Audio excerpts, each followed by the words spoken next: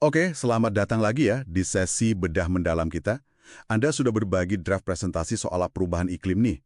Nah, misi kita sekarang kita coba gali intinya bareng-bareng.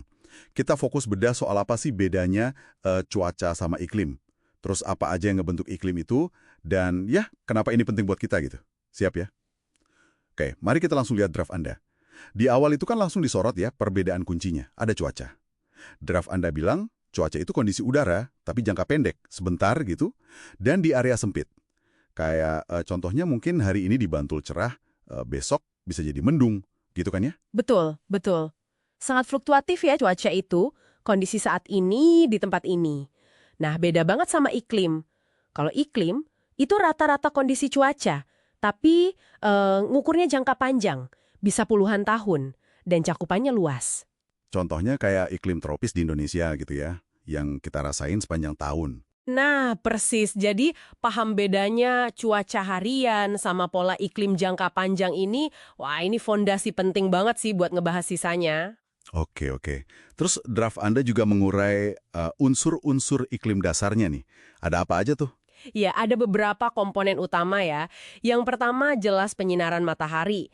Ini kan sumber energi utamanya. Yang bikin panas atau dinginnya bumi ya? Betul, terus ada suhu udara itu sendiri yang kita rasain langsung, lalu kelembaban, seberapa banyak uap air di udara, Terus?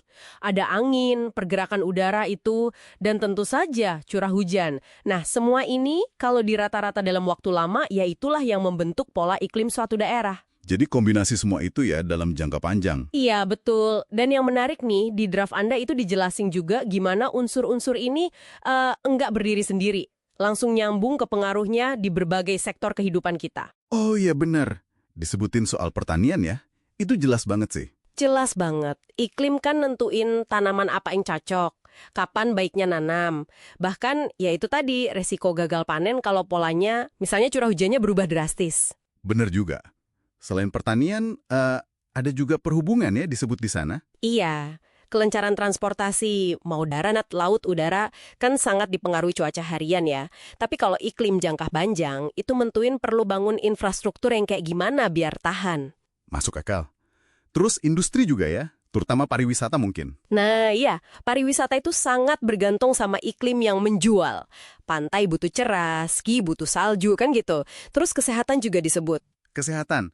Oh iya, mungkin penyebaran penyakit tertentu gitu ya, yang dipengaruhi suhu atau lembab. Bisa jadi, kayak nyamuk demam berdarah misalnya, kan ada hubungannya sama musim hujan dan suhu. Oke, oke. Contoh spesifik di draft Anda itu ngebantu banget sih buat bedainnya. Kayak tadi, beras